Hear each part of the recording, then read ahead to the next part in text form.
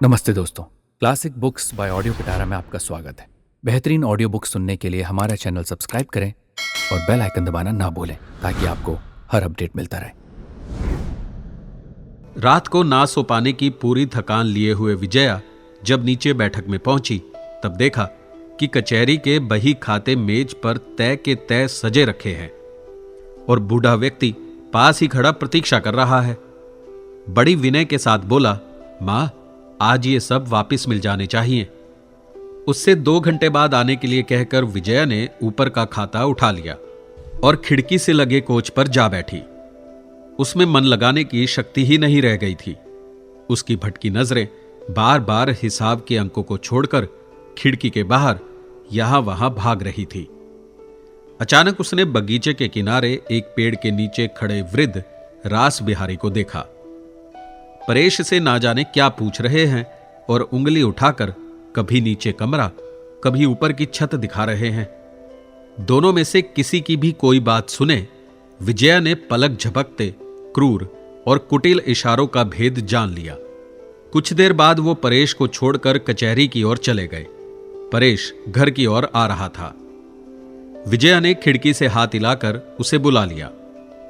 तुझसे क्या पूछ रहे थे रे? उसने प्रश्न किया। परेश ने कहा, अच्छा माँ जी, लड़के से रुपया लेकर मैं पतंग और डोर खरीदने चला गया था ना। डॉक्टर बाबू के खाना खाने के समय क्या मैं घर पर था माँ जी? विजया ने कहा, नहीं। परेश बोला, तब बड़े बाबू कहते हैं कि क्या बातें हुई थी बता साले, नहीं तो तुझे सिपाही से बंधवाकर जल बिच्छू लगवाऊंगा। मैं बोला, नए दरबान ने तुमसे झूठ मूठ चुगली की है। माँ जी बोली, परेश तू दौड़कर डॉक्टर बाबू को बुला ला, तुझे अच्छी पतंग डोर खरीद दूंगी, इसलिए ना दौड़ा गया था। लेकिन तुम ये बड़े बाबू से मत कहना माँ जी, तुमसे बताने को उन्होंने मना कर दिया है। नहीं बताऊंगी, कहकर विजया ने परेश को विदा कर दिया और फिर खाता खोलकर बैठ गई। लेकिन इस बार उसकी आंखों के सामने से खाते की लिखावट एकदम लिप पुत कर एकाकार हो गई। रात भर जागने के कारण लाल हुई आंखें क्रोध से आग की लपटों की तरह धधक उठी। थोड़ी देर बाद ही रास बिहारी ने दरवाजे के बाहर छड़ी की आवाज करके धीरे से प्रवेश किया और विजया का ध्यान आकर्षित करने के लिए धीरे से कुर्सी खींचकर बैठ गए। विजया ने बही खाते से मुंह उठाकर कहा, आइए, आज इतने सवेरे कैसे? रास बिहारी ने प्रश्न का उत्तर ना देकर बेचैनी से पूछा, तुम्हारी आंखें बहुत ही लाल दिखाई दे रही हैं बेटी, ठंडवंड तो नहीं लग गई? विजया गर्दन हिलाकर बोली, नहीं। रास बिहारी उस पर ध्यान ना देकर चिंता प्रकट करने लगे।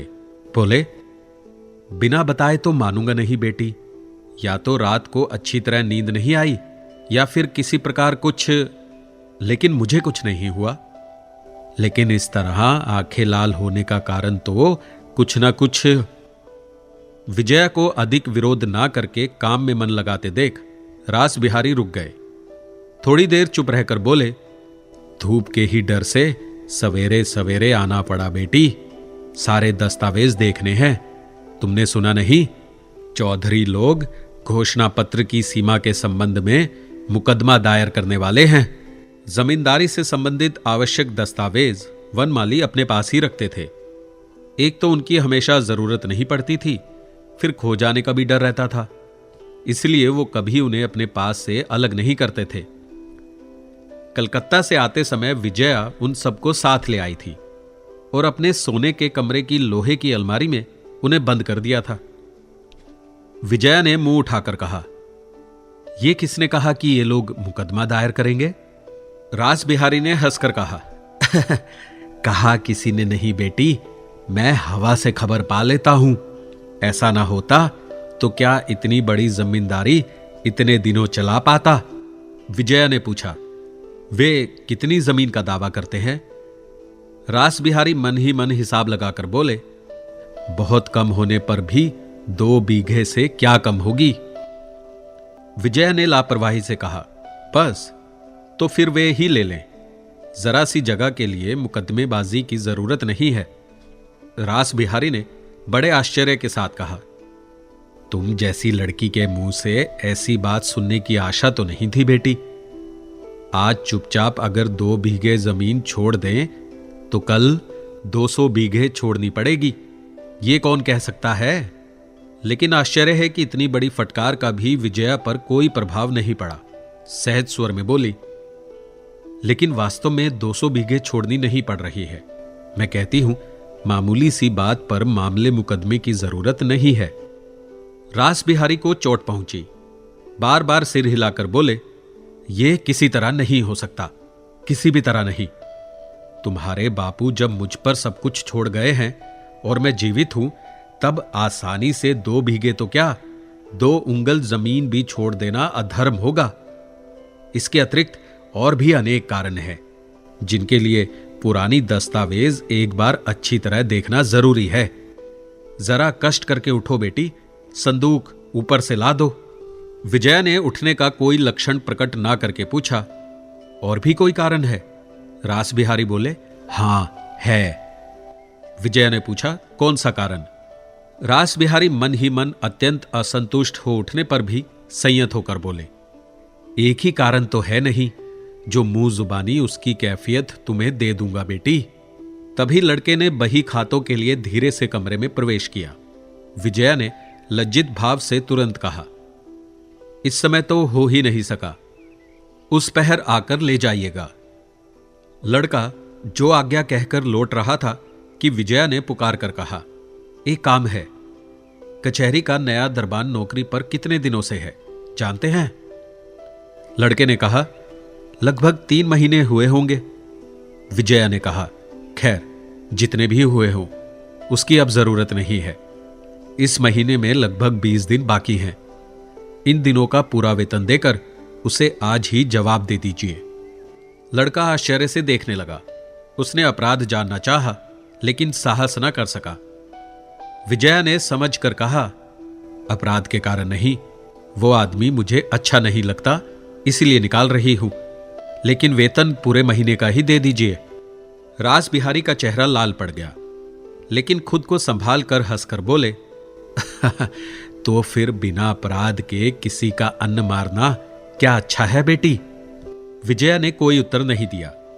लड़के ने सहारा पाकर कहना चाहा, तो फिर उसे हां विदा कर दीजिए आज ही। यह कहकर विजया बही खाते देखने लगी। लड़का फिर भी आशा से कुछ देर खड़ा रहा। उसके जाने के 5 मिनट बाद रास बिहारी ने अपनी प्रार्थना दोहराई, थोड़ा सा कष्ट उठाकर ऊपर गए बिना काम नहीं चलेगा बेटी। पुरानी दस्तावेज एक बार शुरू से अंत तक अच्छी तरह पढ़ डालना जरूरी है। विजया ने मुंह उठाए बिना पूछा, क्यों? रास बिहारी गंभीर होकर बोले, बताया तो कि विशेष कारण है। बार बार एक ही बात कहने के लिए मेरे पास समय नहीं है। विजया ने बही खाते पर नजरें गड़ाए हुए धीरे धीरे कहा, सो आप ठीक कहते हैं, लेकिन ठीक कारण तो आपने एक भी बताया नहीं। बताए बिना तुम उठोगी नहीं। कहकर कुछ पल प्रतीक्षा करके वो धीरज खो बैठे। बोले, इसका मतलब यह है कि तुम मेरा विश्वास नहीं करती। विजया उत्तर ना देकर मुंह नीचा किए काम करती रही। उसकी इस चुप्पी का अर्थ इतना स्पष्ट, इतना पैना था कि रास बिहारी का मुंह क्रोध से काला पड़ गया। वो हाथ की छड़ी मेज पर पटक कर बोले, तुम मेरा इतना बड़ा अपमान करने का साहस किस लिए कर रही हो विजया? किस लिए तुम मेरा अविश्वास करती हो? सुनू, विजया ने शांत स्वर में कहा, आप भी तो मेरा विश्वास नहीं करते। मेरे पैसे से मेरे ही ऊपर खुफिया नियुक्त करने पर मेरे मन में क्या आएगा, सो आप निश्चय ही समझ सकते हैं। और फिर मेरी अपनी संपत्ति के मूल दस्तावेज हत्याने का मतलब, अगर मैं कुछ और समझकर संदेह करूं तो क्या यह अस्वाभाविक होगा या आपका अपमान होगा? रास बिहारी हैरान रह गए। उनकी इतनी बड़ी चाल कलकत्ता की विलासिता के बीच लाड़ प्यार से पड़ी हुई एक बालिका पकड़ सकती है, यह संभावना उनकी पक्की बुद्धि में स्थान ही नहीं पा सकी। और यह तो सपने में भी नहीं सोचा जा सकता था कि ऐसी बात बिना संकोच मुंह पर कह देगी। रास बिहारी बहुत देर तक मूर्खों के समान बैठे रहकर फिर कमर कसकर युद्ध के लिए खड़े हो गए। और इस स्वभाव के व्यक्तियों का जो अंतिम शस्त्र है उसी को तर्कस से निकालकर उन्होंने इस असहाय बालिका पर चला दिया। कहा, वनमाली की इज्जत रखने के लिए ही मैंने ये सब किया है। बंधु का कर्तव्य होने के कारण ही तुम्हारे चाल चलन पर मुझे नजर रखनी पड़ी है। एक अनजान अभागे को बुलाकर तुमने सारा दिन उसके साथ बिता दिया। क्या मैं इसका मतलब नहीं समझ सकता? केवल इतना ही नहीं, उस दिन आधी रात तक उसके साथ हंसी मजाक गपशप करके भी तुम्हें संतोष नहीं हुआ। वो रात को कलकत्ता नहीं लौट सका, बहाना करके उसे यहीं रह जाना पड़ा। इसमें तुम्हें शर्म नहीं लगी? लेकिन हम लोगों का मुंह तो घर बाहर काला हो गया। समाज में किसी के भी सामने सिर उठाने की गुंजाइश नहीं रही। रास बिहारी के इस आघात ने विजया को जैसे जड़ बना दिया। रास बिहारी ने छिपी नजर से अपने ब्रह्मास्त्र की प्रचंड महिमा विजया के रक्तहीन चेहरे पर बड़े संतोष के साथ देखी। पल भर चुप रहने के बाद बोले, वो सब क्या अच्छा है, इसे दूर करने की कोशिश करना मेरा काम नहीं है। विजया को हैरान बैठे देख जोर देकर बोले, नहीं, चुप रहने से काम नहीं चलेगा। ये सब गंभीर बातें हैं, उत्तर देना ही होगा। इतनी देर बाद विजया ने मुंह उठाकर देखा। उसके होंठ कांप उठे। फिर धीरे से बोली, मामला चाहे कितना ही गंभीर हो, झूठी बात का मैं आपको क्या उत्तर दे सकती हूं? रास बिहारी ने तेजी से पूछा, तो क्या तुम इसे झूठ कहकर उड़ा देना चाहती हो? विजया ने थोड़ी देर चुप रहकर नरमी से कहा, मैं उड़ाना कुछ भी नहीं चाहती काका जी, केवल यही कहना चाहती हूं कि यह सरासर झूठ है। इसके साथ ही आपको यह भी बता देना चाहती हूं कि आप खुद ही बात को सबसे अधिक जानते हैं कि यह झूठ है। रास बिहारी सिट पिटा उठे। वो पहली बात के लिए अवश्य तैयार थे, लेकिन अंतिम बात के लिए बिल्कुल नहीं। विजया किसी भी हालत में उनके ही मुंह पर उन्हें झूठा और झूठी बदनामी करने वाला कह सकती है, ये उन्होंने सोचा भी नहीं था। इस समय उनके अपने शब्द उनके मुंह पर नहीं आए। उन्होंने पुतले की तरह विजया के शब्द ही दोहरा दिए। मैं स्वयं ही सबसे अधिक जानता हूं कि यह झूठ है। विजया उठकर खड़ी हो गई और बोली, आप बड़े बूढ़े हैं, आपसे इस विषय में बहस नहीं करना चाहती। दस्तावेजों को इस समय रहने दीजिए। जब मामले मुकदमे की जरूरत होगी तब आपको बुलवा लूंगी। कहकर वो अंदर चली गई। सबसे पहले विजया के मन में आया कि जैसे भी बने कल सवेरे कलकत्ता भागकर इस बहेलिये से अपनी रक्षा करनी होगी। लेकिन उत्तेजना का पहला धक्का जब निकल गया, जब उसने देखा कि इससे केवल जाल का फंदा ही और न कस जाएगा, बल्कि साथ ही साथ बदनामी का धुआं भी उड़ेगा, जो यहां के वातावरण को गंदा किए बिना नहीं रहेगा। तब कलकत्ता के समाज में भी वो किस तरह मुंह दिखाएगी और यहां भी घर से बाहर नहीं निकल सकेगी। ये निश्चित रूप से जानती थी कि रास बिहारी ने उसे छोड़ने के लिए नहीं, बल्कि हत्याने के लिए ही इस बदनामी की रचना की है। जब तक वो पूरी तरह निराश ना हो जाएंगे, तब तक इस झूठ को बाहर नहीं फैलाएंगे। तो भी 2 दिन के बाद जब कचहरी के लड़के ने हिसाब पर दस्तखत करने के लिए मिलने की प्रार्थना की, तब उसने अस्वस्थ होने का बहाना करके बही खाते ऊपर मंगा लिए। आज अपने एक कर्मचारी के सामने जाने में भी उसे लाज लगने लगी। कहीं से यह बात उन लोगों के कानों में ना पड़ गई हो और उनकी आंखों में अनादर और उपहास की छाया ना आ गई हो। जिस तरह वो एक बात से डर रही थी, उसी तरह जी जान से ये कामना भी कर रही थी कि अपने पिता के पत्र लेकर नरेंद्र खुद ही आए। लेकिन 5-6 दिन के बाद पोस्टमैन के हाथ से पत्र मिले। नरेंद्र खुद नहीं आया। क्यों नहीं आया, ये अनुमान लगाने में उसे पल भर को भी देर नहीं लगी। उसे यही आशंका थी कि रास बिहारी किसी छल से ये बात नरेंद्र के कानों तक पहुंचा देंगे और उसके लिए इस मकान का रास्ता बंद कर देंगे। चिट्ठी हाथ में लेकर विजया सोचने लगी कि इतनी आसानी से अगर इस ओर का रास्ता उसके लिए बंद हो जाए और इस तरह अचानक ही वो इस झूठे कलंक का टोकरा उसके सिर पर रखकर भय के कारण दूर हट जाए, तो फिर इस बदनामी का बोझ भले ही वो कितना ही असत्य हो, लाद कर मैं किस सहारे से चल सकूंगी। तब तो ये झूठा बोझ ही मुझे परम सत्य की तरह पलक झपकते मिट्टी में मिला देगा। विचारों में डूबी वो ना जाने क्या क्या सोचती रही। आंखें पोंछकर कुछ देर बाद वो उठ खड़ी हुई और अपने दिवंगत पिता के हस्तलिखित दोनों पत्रों को माथे से लगाकर फूट फूट कर रोने लगी। उसने दोनों चिट्ठियों को पढ़ना चाहा, लेकिन उसकी आंखें बार बार आंसुओं से धुंधली हो गई। काफी कोशिशें करके उसने पत्र पढ़े और यह सत्य उसके सामने साफ हो गया कि उस समय उन्होंने केवल उसी के लिए नरेंद्र को मनुष्य बना देना चाहा था, और यह भी समझने के लिए शेष नहीं रहा कि यह बात, और चाहे जिसे मालूम ना हो, रास बिहारी से छिपी नहीं थी। और भी 5-6 दिन बीत गए। एक दिन सुबह विजया ने नींद खुलने पर देखा मकान में राज मजदूर लगे हुए हैं और सारे मकान को चूने से पोतने की तैयारी कर रहे हैं। कारण सोचते ही सारा शरीर शिथिल पड़ गया। उसे याद आया कि पूर्णिमा के आने में अब केवल 7 दिन बचे हैं। सारे दिन तेजी से काम चलता रहेगा, लेकिन वो किसी को भी बुलाकर ये ना पूछ सकी कि ये किसके आदेश से हो रहा है, या इसके बारे में उससे पूछा क्यों नहीं गया। तीसरे पहर बहुत दिनों के बाद विजया कन्हैया सिंह को साथ लेकर नदी किनारे घूमने निकली थी। अचानक दयाल आ गए। बोले, मैं तुम्हें ही खोज रहा था बेटी। विजया ने आश्चर्य से कारण पूछा। उन्होंने कहा, बेटी अब तो देर नहीं है, निमंत्रण पत्र छपवाने होंगे।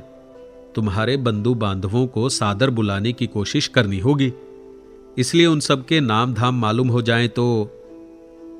विजया ने कठोर होकर पूछा, निमंत्रण पत्र?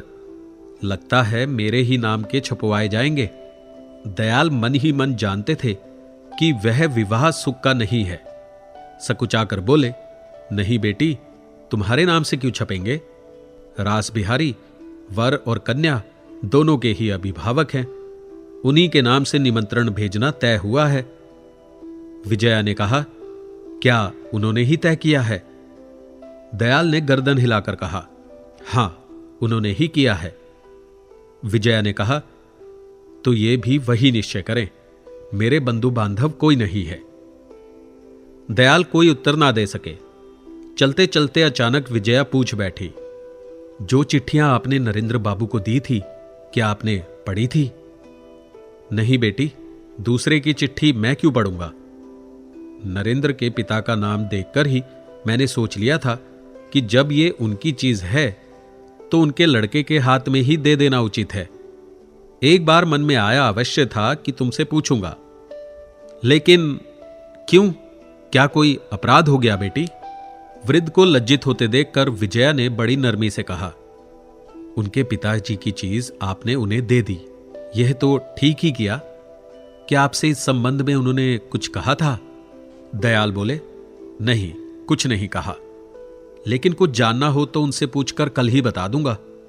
विजया ने आश्चर्य से पूछा, कल ही किस तरह बता सकेंगे?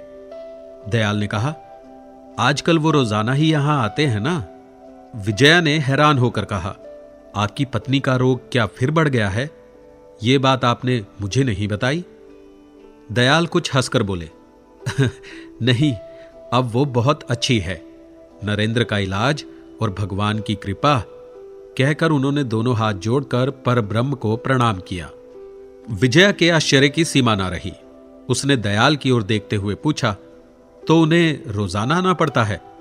दयाल प्रसन्न मन से बोले, आवश्यक ना होने पर भी जन्मभूमि का मोह क्या आसानी से ही छूट जाता है बेटी?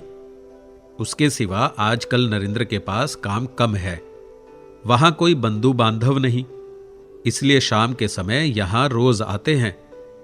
विशेष रूप से मेरी पत्नी तो उन्हें बिल्कुल बेटे के समान ही चाहती है।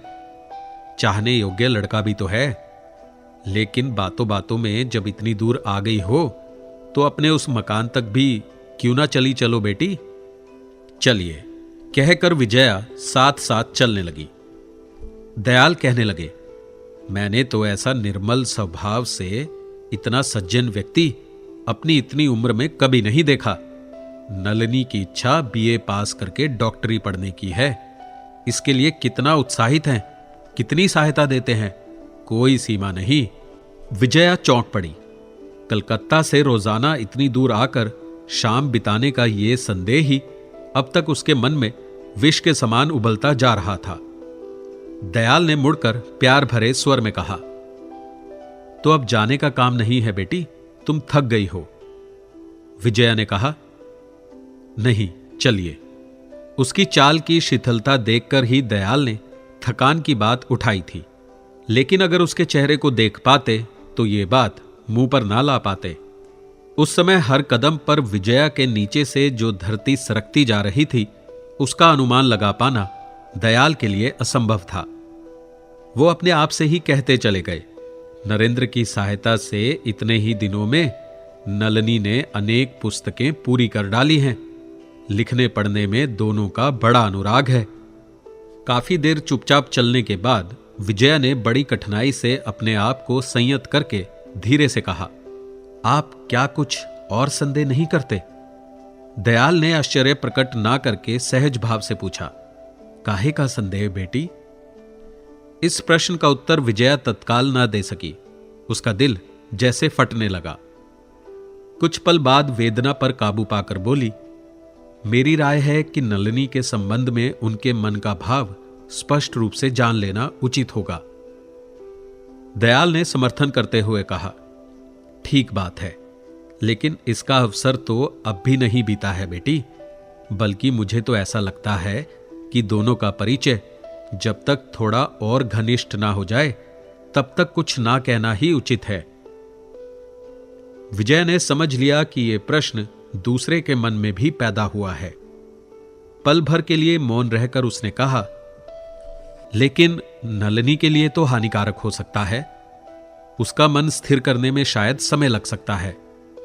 लेकिन इस बीच नलिनी के संकोच और वेदना के मारे आगे शब्द मुंह से नहीं निकल सके। लेकिन दयाल ने शायद समस्या के इस कोण पर उतना विचार नहीं किया। बोले, सच बात है, लेकिन जहां तक मैंने अपनी पत्नी से सुना है उससे, लेकिन तुमसे तो कह चुका हूं, नरेंद्र पर हम लोगों का अटूट विश्वास है। उसके द्वारा किसी की कोई हानि हो सकती है। वो भूल कर भी किसी के प्रति अन्याय कर सकते हैं। मैं सोच भी नहीं सकता। वो भले ही ना सोच सके, फिर भी उस समय अन्याय कहां से कितनी दूर तक पहुंच चुका था, ये तो केवल अंतर्यामी जानते थे। दोनों ने जब दयाल की बैठक में प्रवेश किया, शाम की छाया घनी हो आई थी। एक टेबल के दोनों ओर कुर्सियों पर नरेंद्र और नलिनी बैठे हुए थे। सामने खुली पुस्तक के बारे में ही शायद अक्षर अस्पष्ट हो जाने के कारण पढ़ना छोड़कर दोनों ने धीरे धीरे आलोचना आरंभ कर दी थी। नलिनी की नजर इसी ओर थी।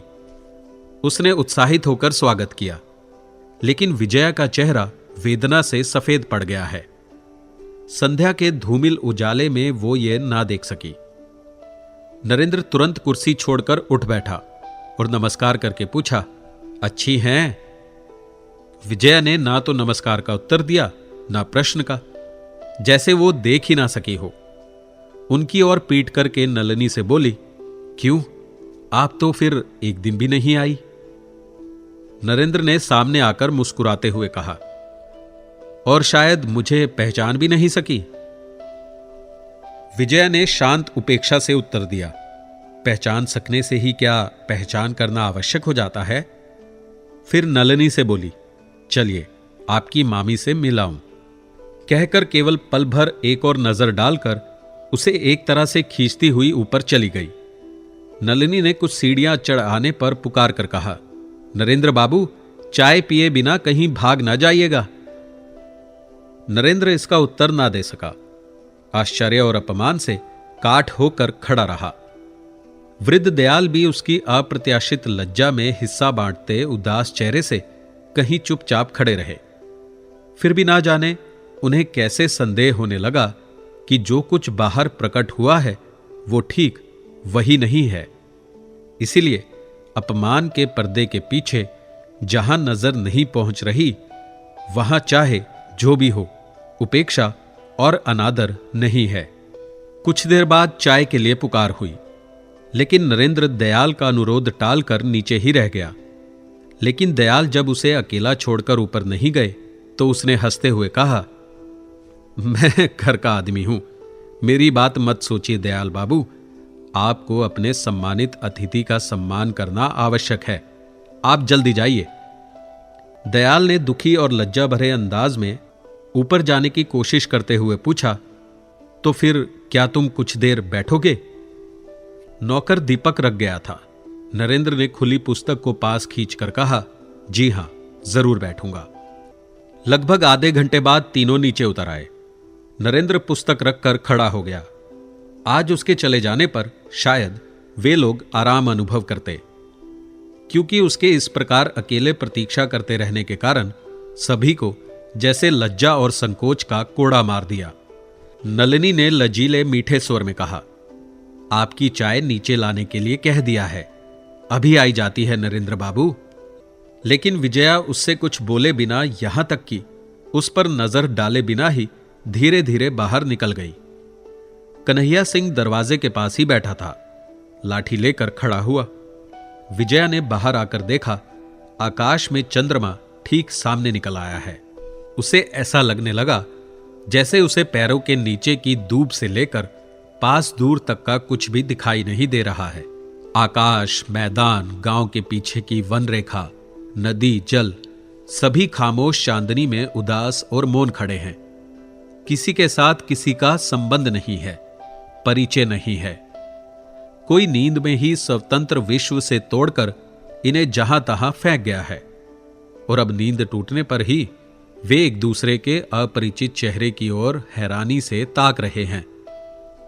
चलते चलते उसकी आंखों से आंसू बहने लगे। उन्हें बार बार पहुंचते हुए मन ही मन कह उठी, नहीं, अब और नहीं सह सकती, अब और बर्दाश्त नहीं कर सकती। घर आते ही समाचार मिला कि रास बिहारी ना जाने किस लिए शाम से ही बाहर की बैठक में बैठे प्रतीक्षा कर रहे हैं। सुनते ही मन कड़वाहट से भर गया। कुछ ना कहकर ऊपर कमरे में चली गई। लेकिन वो जानती थी कि भले ही कितनी ही देर हो जाए, इस व्यक्ति का धीरज समाप्त नहीं होगा। जब वो प्रतीक्षा कर रहे हैं तो भले ही कितनी ही रात हो जाए, मिले बिना नहीं टलेंगे। थोड़ी देर बाद परेश ने दरवाजे पर खड़े होकर बताया, बड़े बाबू आ रहे हैं। फिर उनकी छड़ी की आवाज सुनाई दी। विजया ने कहा, आइए। कमरे में आकर कुर्सी पर बैठकर रास बिहारी बोले, मैं इसी से इन लोगों से कह रहा था कि इतने नौकर चाकरों में से किसी को भी नहीं सूझा कि लालटेन लेकर जाए। दयाल को भी सोचना चाहिए था कि मैदान में केवल चांदनी के उजाले पर निर्भर ना रहकर लालटेन भेज देनी चाहिए। इसलिए सोचता हूं भगवान, इस संसार में तुमने अपने पराये में कितना भेद रखा है। विजया चुप बैठी रही। तब रास बिहारी ने जेब से कागज निकालकर कहा, जो कुछ करना चाहिए मैंने कर दिया है, केवल उन्हें अपने नाम लिखना है बेटी, इसे कल ही भेज देना चाहिए। और कागज विजया के हाथ में दे दिया। विजया ने देखते ही समझ लिया कि ये उनके ब्रह्म विवाह के कानून के अनुसार रजिस्ट्री करने का दस्तावेज है। छपी हुई और हाथ की लिखाई को आरंभ से अंत तक 2-3 बार पढ़कर उसने मुंह उठाया। अधिक समय नहीं बीता था, लेकिन इतने में ही उसके मन में एक महान परिवर्तन हो गया था। उसकी वेदना अचानक ही घोर उदासीनता में बदल गई। उसने सोचा, संसार के सभी पुरुष एक ही सांचे में ढले हैं। रास बिहारी, दयाल, विलास, नरेंद्र, किसी में कोई भेद नहीं। बुद्धि और आयु के कारण जो कुछ बाहर दिखाई देता है, केवल वही भेद है। अन्यथा अपने सुख और सुविधा के लिए नीचता, निष्ठुरता में नारी के लिए सभी समान है। आज दयाल का आचरण ही उसे सबसे अधिक खटका था। ना जाने क्यों उसे निश्चित विश्वास हो गया था कि वे उसकी कामना को जानते थे। इनके लिए उसने क्या क्या नहीं किया। समस्त प्राणों से श्रद्धा की है, चाहा है, अपना समझा है, लेकिन अपनी भांजी के कल्याण के कारण सब कुछ जान सुनकर भी उन्होंने इस विश्वास की कोई मर्यादा नहीं रखी। रास बिहारी उसके गंभीर चेहरे को देखकर आशंकित हो उठे। उन्होंने कहा, तो फिर बेटी, इस कमरे में कलम दवात है या नीचे से लाने को कह दूं? विजया ने चौंक कर देखा। अतीत की घिनौनी यादों पर उसके विचारों की डोरी ने धीरे धीरे एक सूक्ष्म जाल बुनना शुरू किया ही था कि स्वार्थ से अंधे इस बूढ़े की इस निष्ठुर व्याकुलता ने छुरी की तरह उसे पल भर में छिन्न भिन्न कर डाला। विजया मरने के लिए तैयार व्यक्ति की तरह निर्दयी हो उठी। बोली, काका जी, क्या आपकी यही राय है कि पाप भले ही कितना ही बड़ा क्यों ना हो, धन के नीचे दब जाता है? रास बिहारी ने ठीक ढंग से प्रश्न का मतलब ना समझकर सिट पिटाकर कहा, क्यों बेटी, क्यों? विजया अडिग और दृढ़ स्वर में बोली, नहीं तो मेरे इतने बड़े पाप की उपेक्षा करके आप मुझे क्यों ग्रहण करना चाहते हैं? रास बिहारी लज्जा से व्याकुल हो उठे। बोले, झूठी बात है, बड़े से बड़ा दुश्मन भी तुम पर उंगली नहीं उठा सकता बेटी। विजया ने कहा, दुश्मन शायद ना उठा सके, लेकिन मैं पूछती हूं, क्या विलास बाबू मुझे श्रद्धा की दृष्टि से देखेंगे? रास बिहारी ने कहा, श्रद्धा से नहीं देख सकेगा तुम्हें विलास? अच्छा, कहकर वो ऊंची आवाज में पुकारने लगे, विलास, विलास। विलास कहीं पास ही प्रतीक्षा कर रहा था, अंदर आ गया। रास बिहारी ने कहा, सुनो विलास, हमारी विजया बेटी कह रही है कि तुम इन्हें श्रद्धा की दृष्टि से देख सकोगे। लेकिन विलास एकदम कोई उत्तर ना दे सका। इस तरह देखता रहा जैसे प्रश्न समझ में ही ना आया हो। विजया ने कहा, उस दिन काका जी घर के नौकर चाकरों से पूछताछ करके मुझसे बोले थे कि मैं बहुत रात गए एक एकांत में नरेंद्र बाबू से अमोद प्रमोद करके भी तृप्त नहीं हुई। अंत में वो ट्रेन ना पाने के बहाने रात यहीं बिताकर सवेरे गए। ऐसी स्थिति में बाकी शब्द रास बिहारी की ऊंची आवाज के नीचे दब गए। वो बार बार कहने लगे, कभी नहीं, कभी नहीं, यह असंभव है, एकदम झूठ है। विलास का मुंह काला पड़ गया। उसने कहा, नहीं, मैंने नहीं सुना। रास बिहारी फिर चिल्लाने लगे, तुम कैसे सुनोगे विलास, यह भयानक झूठ है। इसीलिए मैं साले दरबान को, तुम देखो तो, और उस छोकरे परेश को कैसा दंड देता हूं मैं। विलास ने कहा, सारी धरती के लोग अगर इस बात की गवाही देते तो भी मैं विश्वास ना करता। विजया ने दृढ़ता से पूछा, ना करते? क्या मेरी संपत्ति के कारण? रास बिहारी ने इस बात का सूत्र पकड़कर फिर बकना आरंभ कर दिया, लेकिन लड़के के मुंह की ओर देखकर वो एकदम चुप हो गए। विलास की दोनों आंखें चमक उठी, लेकिन आवाज में उत्तेजना या नम्रता दिखाई नहीं दी। शांत संयत स्वर में उत्तर दिया, नहीं, तुम्हारी संपत्ति का मुझे जरा भी लोभ नहीं है। कमरे में गहरा सन्नाटा छा गया। कुछ देर बाद उस सन्नाटे को भंग करते हुए विलास ने कहा, विजया, बाबूजी कुछ भी करें, कुछ भी बोलें, हम लोग उन्हें समझ सके या ना समझ सके, लेकिन यह बात हमें नहीं भूलनी चाहिए कि जिन्होंने ब्रह्म पद में आत्मसमर्पण किया है वो कभी अन्याय नहीं कर सकते। तुम्हारे सिवा तुम्हारी संपत्ति का हम लोगों को रत्ती भर भी लोभ नहीं है। विजया ने विलास के चेहरे पर नजरें गड़ाकर पूछा, सच बोलते हो? विलास ने आगे बढ़कर विजया का दायां हाथ अपने हाथ में लेकर कहा, हमारे अंदर यदि कोई सत्य है तो आज मैं तुमसे सत्य ही कह रहा हूं। विजया ने पल भर बाद धीरे से हाथ छुड़ा लिया और मेज पर से कलम उठा ली।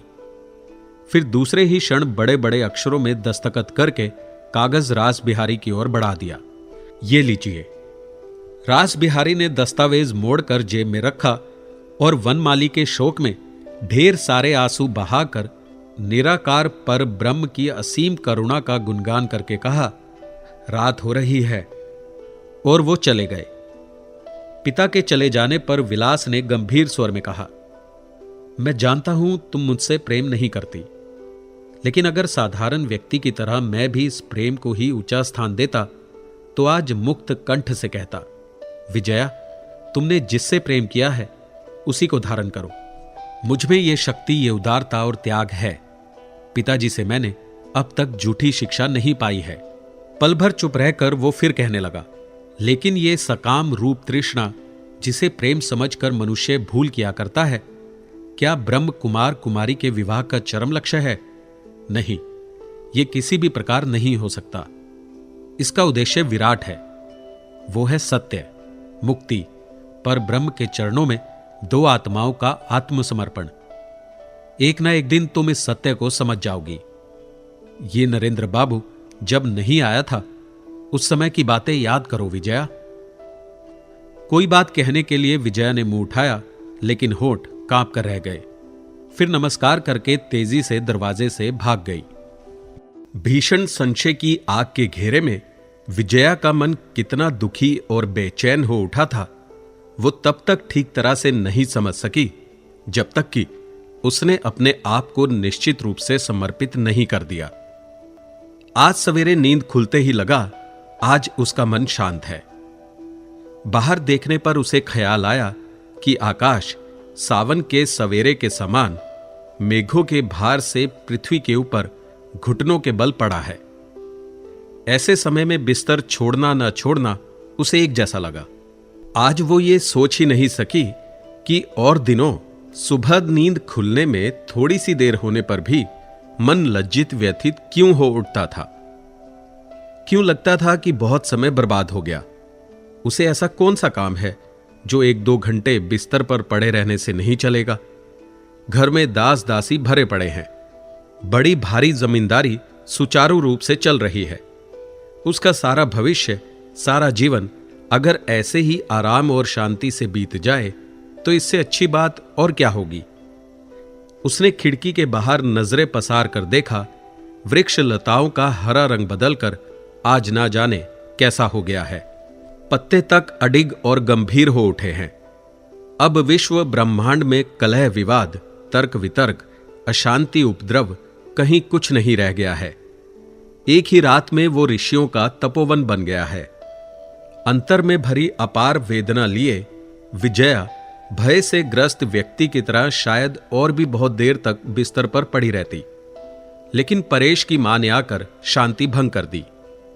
जो व्यक्ति बहुत सवेरे उठ बैठता है वो इतनी देर तक क्यों नहीं उठा, यह जानने के लिए उसने आशंकित मन से बार बार पुकारा और कमरे के किवाड़ खुलवा लिए। हाथ मुंह धोकर कपड़े बदलकर विजया नीचे उतर रही थी कि उसने सुना रास बिहारी मजदूरों के काम की देखभाल कर रहे हैं। केवल 2 दिन और बचे हैं।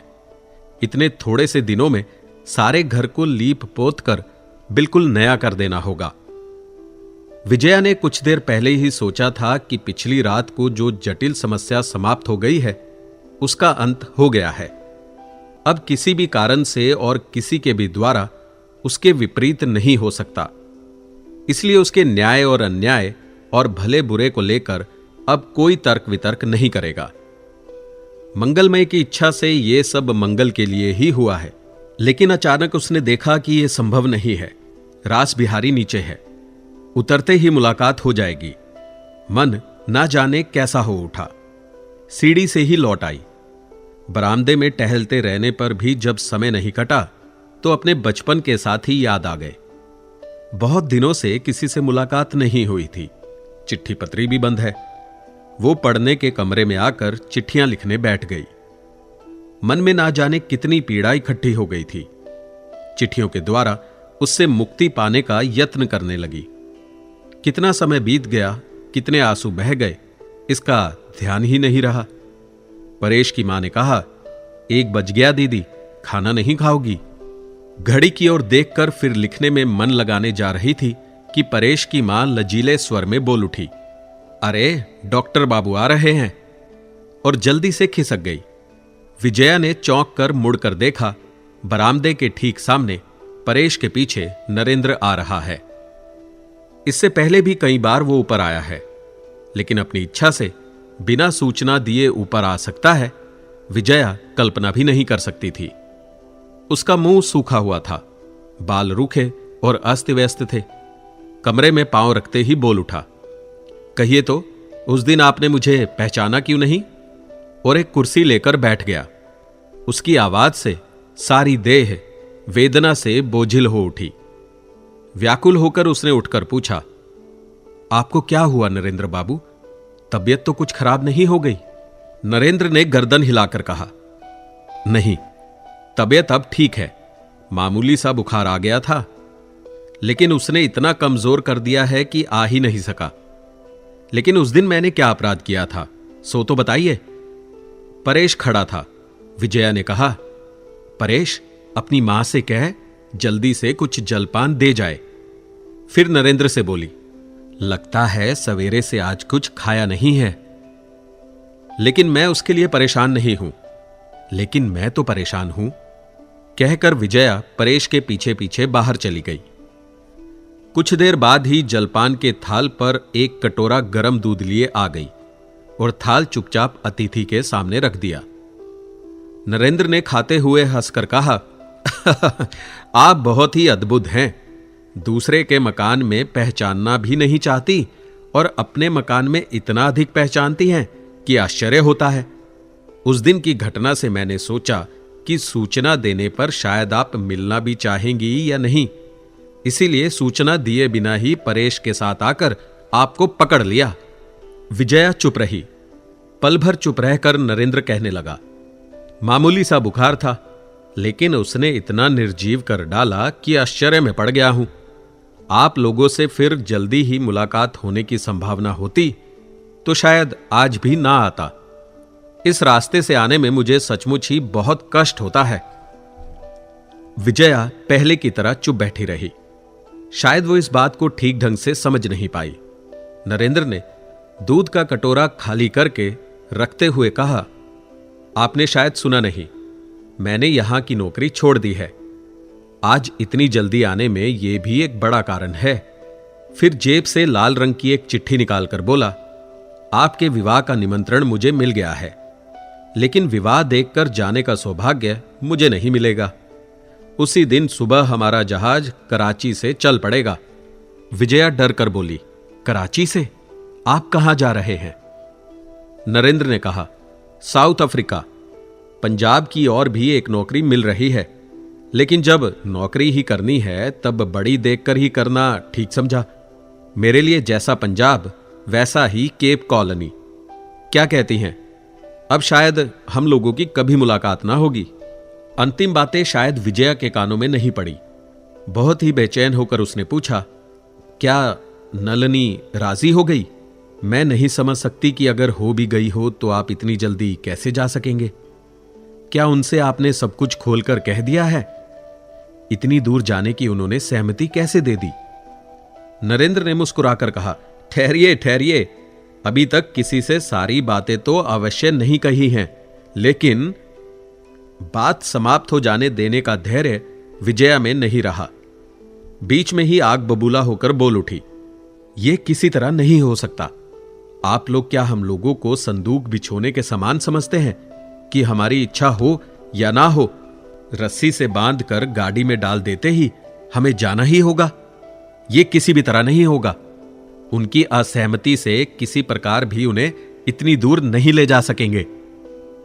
नरेंद्र का चेहरा फीका पड़ गया। बेचैन सा कुछ पल चुप रहकर बोला, आखिर मामला क्या है? जरा समझाकर तो बताइए। यहां आने से पहले दयाल बाबू से मुलाकात हुई थी, वो भी सुनकर चौंक उठे थे और उन्होंने भी इसी प्रकार की कोई आपत्ति उठाई जिसे मैं समझ नहीं पाया। इतने लोगों के बीच नलिनी की हां या ना पर मेरा जाना ना जाना कैसे निर्भर करता है और बाधा क्यों डालेगी? मेरे लिए यह सब एक पहेली सा बन गया है। बात क्या है, मुझे खोलकर तो बताइए।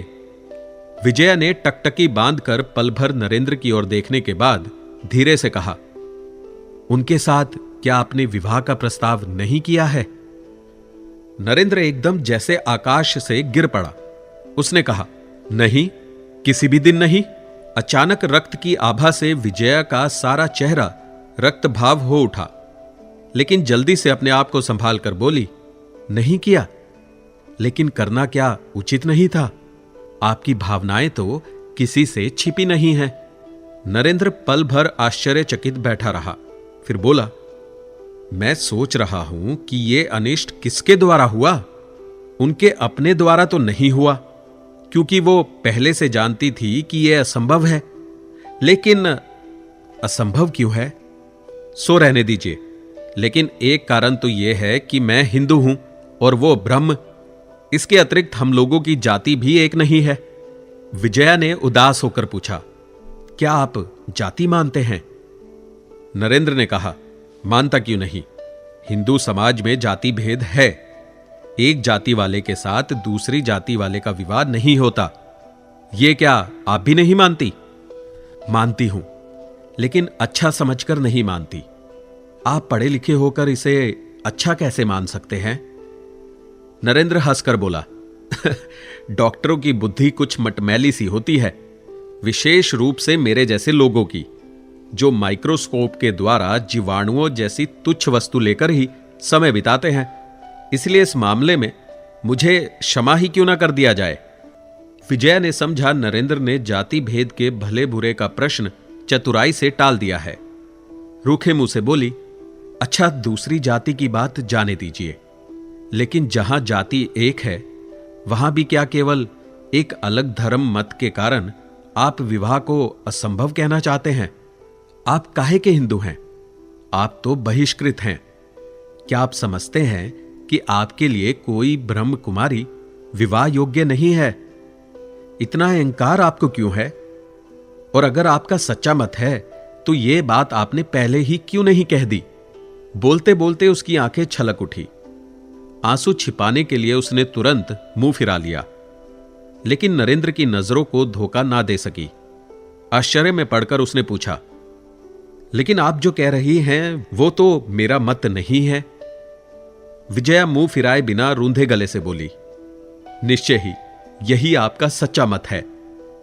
नरेंद्र ने कहा, नहीं, यदि आप मेरी परीक्षा लेती तो जान जाती कि यह मेरा सच्चा ही क्यों झूठा मत भी नहीं है। उसके सिवा नलिनी की बात लेकर आप बेकार ही दुखी हो रही हैं।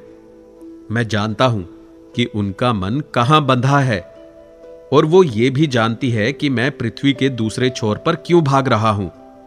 इसलिए मेरे जाने का प्रश्न लेकर आप बेकार दुखी ना हो।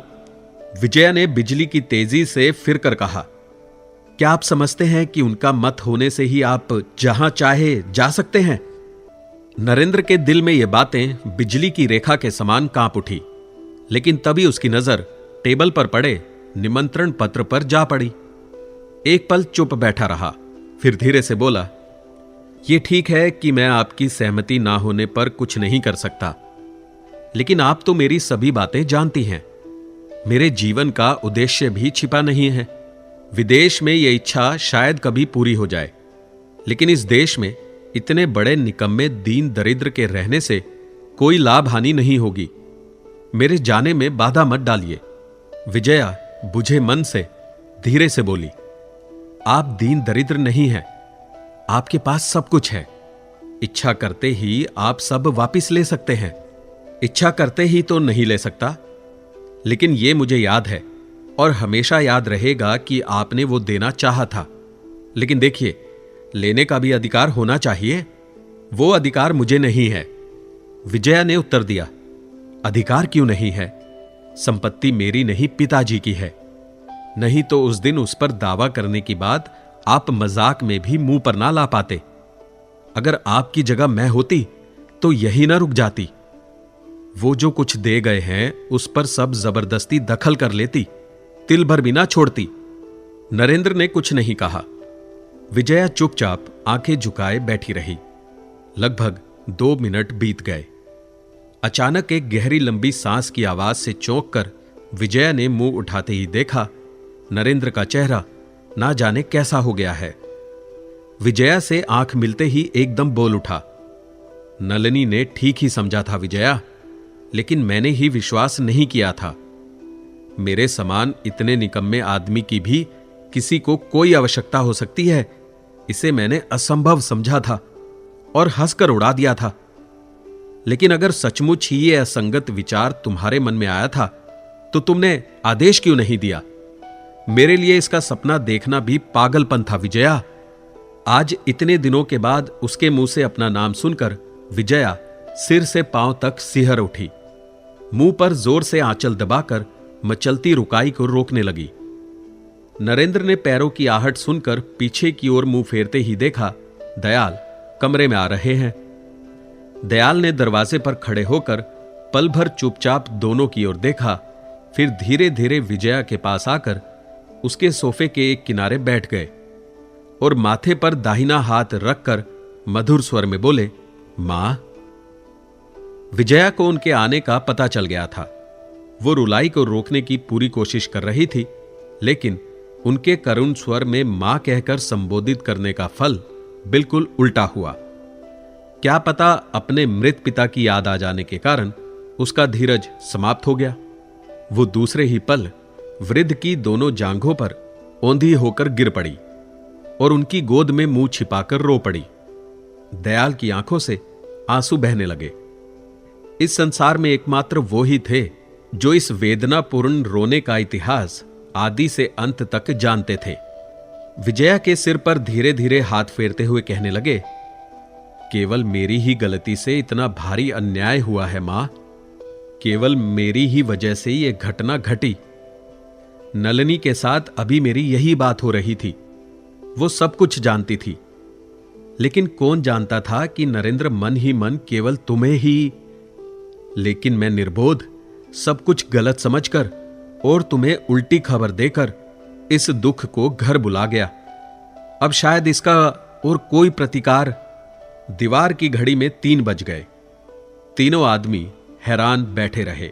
उनकी गोद में पड़ी विजया का दुख का वेग धीरे धीरे शांत होता जा रहा था। दयाल धीरे धीरे पीठ पर थपकी देते हुए बोले, क्या इसका अब कोई उपाय नहीं हो सकता बेटी? विजया रूंधे गले से बोली, नहीं नहीं, मृत्यु के अतिरिक्त मेरे लिए अब कोई रास्ता नहीं है। दयाल ने कहा, लेकिन विजया ने जोर जोर से सिर हिलाते हुए कहा, नहीं नहीं, अब इसमें लेकिन के लिए कोई स्थान नहीं है। मैंने वचन दिया है, अब मैं उसे तोड़ नहीं सकती दयाल बाबू। बोलते बोलते फिर उसका गला रूंध गया। दयाल के गले से भी कोई बात नहीं निकल सकी। चुपचाप धीरे धीरे उसके बालों में हाथ फेरने लगा। परेश की मां ने बाहर से लड़के के द्वारा कहलाया, मां जी 3 बज गए हैं। परंतु यह सुनकर दयाल बेचैन हो उठे और नहाने खाने के लिए प्यार से अनुरोध करके उसका मुंह ऊपर उठाने की कोशिश करने लगे। आंखें पोंछकर विजया उठ बैठी और किसी की ओर देखे बिना सीधी बाहर चली गई। नरेंद्र, तुम्हारा भी तो स्नान भोजन अभी तक नहीं हुआ है? नहीं। नरेंद्र ने ना जाने क्या सोचते सोचते मुंह उठाकर कहा, तो फिर मेरे साथ घर चलो। चलिए, कहकर वो उठ खड़ा हुआ और दयाल के साथ कमरे से निकल आया। उसी दिन शाम को विवाह उत्सव के उपलक्ष्य में कई आवश्यक बातें कहकर पिता पुत्र रास बिहारी और विलास बिहारी चले गए। विजया अपने पढ़ने के कमरे में प्रवेश करते ही आश्चर्य में पड़ गई। दयाल ऐसे तन्मय होकर बैठे हैं कि किसी के आने की ओर ध्यान तक नहीं दिया। विजया नहीं जानती थी कि वो कब आए और कब से बैठे हैं, लेकिन उनकी तल्लीनता देखकर ध्यान भंग करके अपना कौतूहल शांत करने की इच्छा नहीं हुई। वो जैसे आई थी वैसे ही चुपचाप चली गई। लेकिन लगभग घंटे बाद फिर आकर देखा तो वो उसी तरह बैठे हैं। तब वो धीरे से आकर खड़ी हो गई। दयाल ने चकित होकर कहा, तुम्हारी प्रतीक्षा कर रहा हूं मां। विजया ने मीठे स्वर में कहा, तो फिर बुलाया क्यों नहीं? तुम लोग बातें कर रहे थे, इसलिए मैंने व्यवधान डालना ठीक नहीं समझा। कल दोपहर को हमारे यहां तुम्हारा निमंत्रण है, कहीं ना कहकर विदा ना कर दो, इसी भय से मैं खुद इतना रास्ता पैदल चलकर आया हूं। लेकिन यह कह देता हूं कि दोपहर की धूप में पैदल नहीं जा सकोगी। मैंने कहार पालकी की व्यवस्था कर ली है, वे खुद आकर तुम्हें ठीक समय पर ले जाएंगे। वृद्ध की करुणा भरी बातों से विजया की आंखें छलछला उठी। बोली, एक चिट्ठी लिखकर भेज देने से भी तो नहीं ना करती, फिर आप क्यों बेकार ही दौड़े चले आए? दयाल उठकर विजया के पास गए और उसका हाथ दबाकर बोले, याद रहे, बूढ़े लड़के को वचन दे रही हो मां, ना आई तो मुझे दोबारा पैदल आना पड़ेगा, किसी प्रकार भी छोड़ूंगा नहीं। अच्छा, लेकिन इस विनती की अधिकता से वो मन ही मन हैरान रह गई। इससे पहले उन्होंने कभी निमंत्रण नहीं दिया था।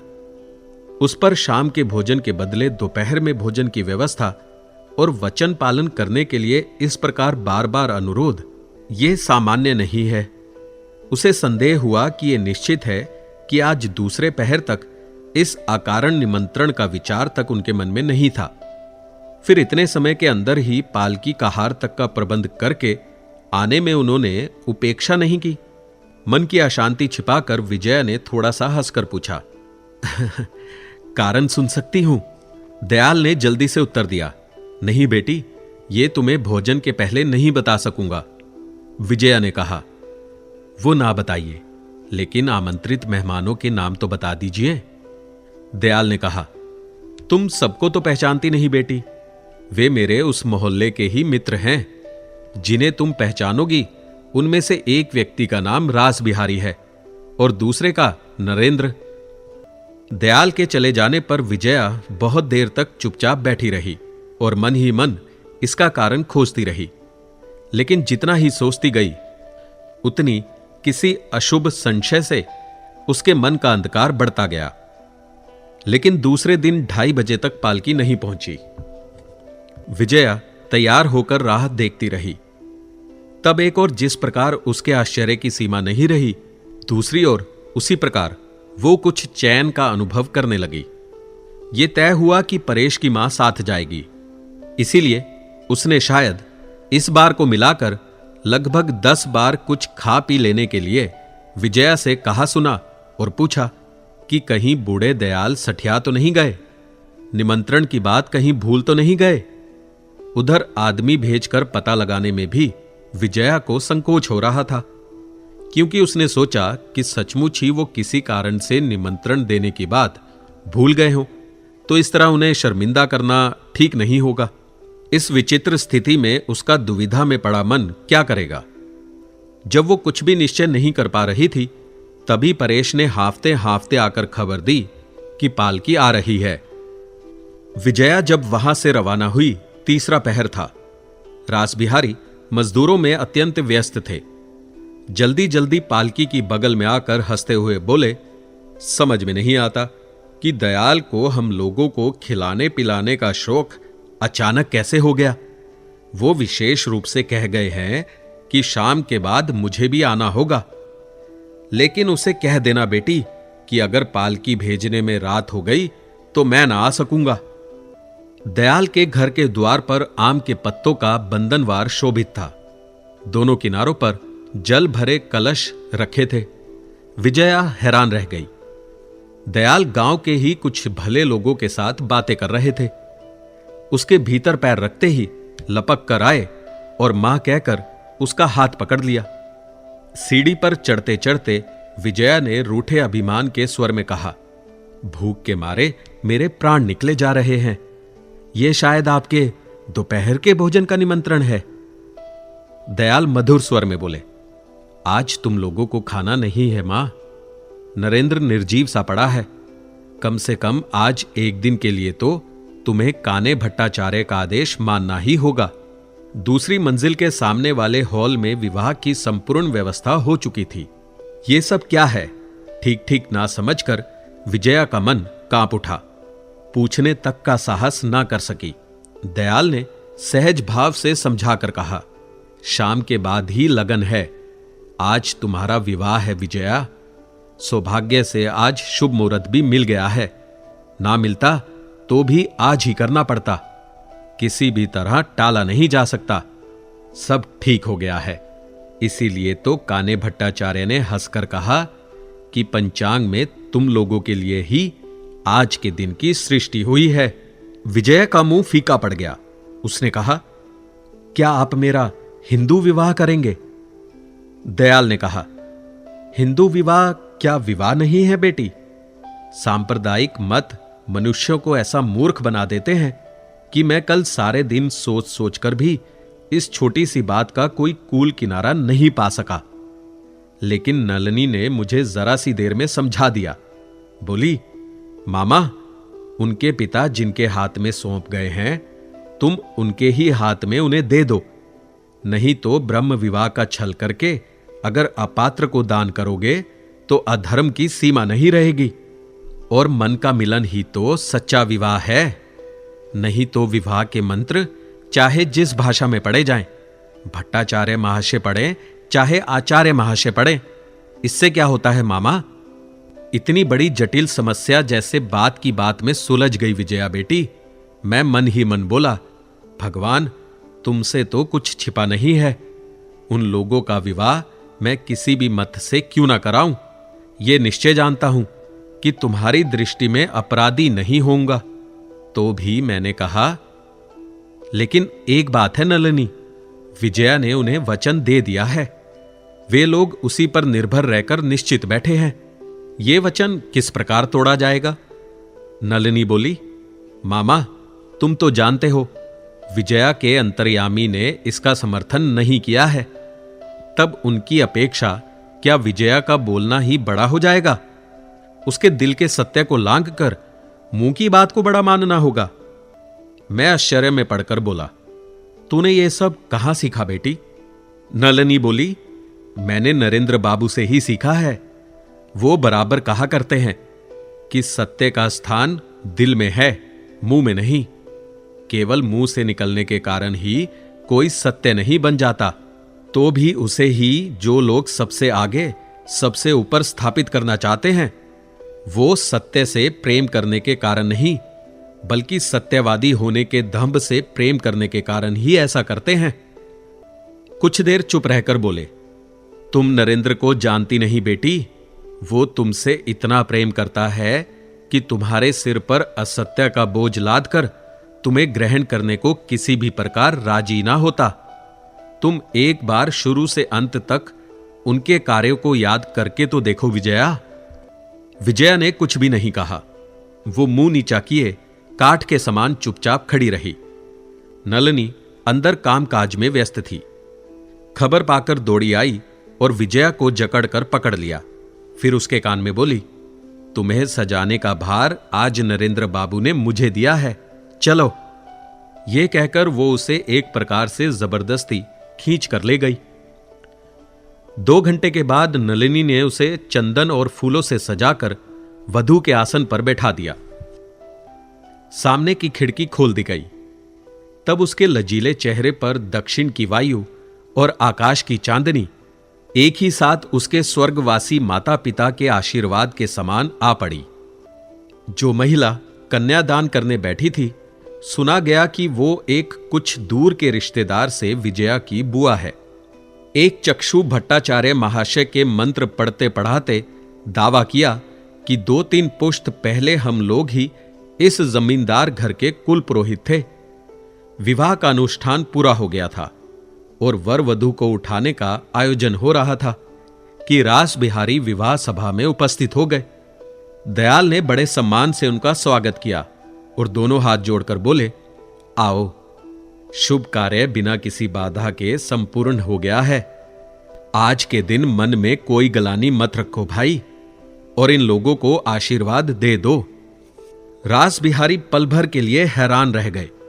फिर सामान्य स्वर में बोले, वनमाली की कन्या का विवाह क्या अंत में हिंदू मत से ही तुमने करा दिया दयाल? मुझे पहले बता देते तो इसकी आवश्यकता ना होती।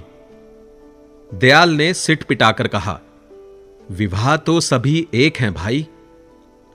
रास बिहारी ने कठोर स्वर में कहा, नहीं, लेकिन वनमाली की कन्या के अपने पिता के गांव से आजीवन निर्वासित होने के दंड को भोगने पर भी एक बार विचार कर नहीं देखा। नलिनी पास ही खड़ी थी। उसने कहा, उसकी कन्या ने अपने स्वर्गीय पिता की सच्ची आज्ञा का पालन किया है। अनुष्ठान की बात सोचने का समय उसे नहीं मिला। आप खुद भी तो वनमाली बाबू की वास्तविक इच्छा को जानते हैं, उसमें तो कोई गलती नहीं हुई। रास बिहारी इस कड़वा बोलने वाले लड़की की ओर एक क्रूर दृष्टि गड़ाकर केवल हुम कहकर रह गए। वो लौटने को तैयार हो रहे थे कि नलिनी ने दुलार के सुर में कहा, वाह, आप शायद विवाह के घर से खाली खाली चले जाइएगा। ये नहीं हो सकता, आपको भोजन करके ही जाना होगा। मैंने मामा के द्वारा कितने अनुरोध से आपको निमंत्रित करके बुलाया है। रासबिहारी के मुंह से एक शब्द भी नहीं निकला। उसकी ओर एक बार और जलती नजरों से देखकर धीरे धीरे बाहर निकल गए। तो दोस्तों, अभी आपने सुना शरद चंद्र चट्टोपाध्याय का लिखा उपन्यास दत्ता। ऐसी ही इंटरेस्टिंग किताबें कुछ बेहतरीन आवाजों में सुनिए सिर्फ ऑडियो पिटारा पर। ऑडियो पिटारा सुनना जरूरी है। दोस्तों, आपको ये कहानी कैसी लगी हमें जरूर बताइएगा। लाइक और कमेंट कीजिए और अपने दोस्तों के साथ ये कहानी जरूर शेयर कीजिए। Thank you so much. Audio पिटारा सुनना जरूरी है।